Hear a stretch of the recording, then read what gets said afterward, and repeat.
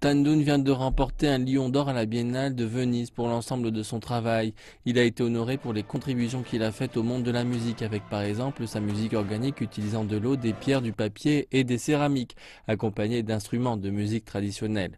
Tan Dun est plus connu pour la bande-son du film Tigre et Dragon, qui a gagné le titre de meilleure musique originale aux Oscars. Depuis qu'il a entrepris pour faire revivre la musique de Dun Huang en 2014, il est entièrement dévoué à cette tâche.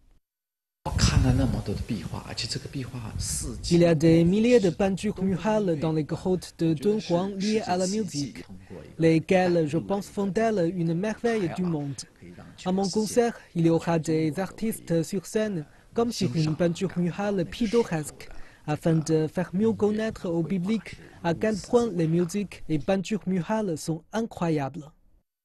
240 des 492 grottes de Dunhuang sont liées à la musique. De nombreuses peintures décrivent des musiciens jouant des instruments.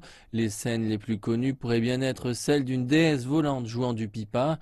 Depuis 3 ans, Tan Dun cherche des partitions musicales anciennes de Dunhuang dans les grottes qu'il pourra ensuite diffuser autour du monde.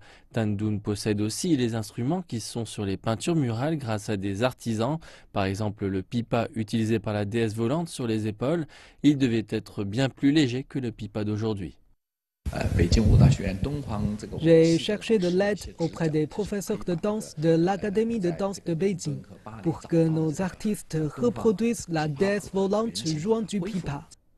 Mis à part le pipa qui apparaît dans les peintures murales de Dunhuang plus de 600 fois, Tan Dun a aussi d'autres instruments que l'on aperçoit dans les grottes comme des tambours et des sitars. Tan est allé à Londres, Paris, Tokyo et Boston à la recherche d'anciennes partitions. Il veut recréer 12 instruments anciens de Dunhuang en 10 ans et faire revivre leur musique pour qu'elle soit entendue par tous.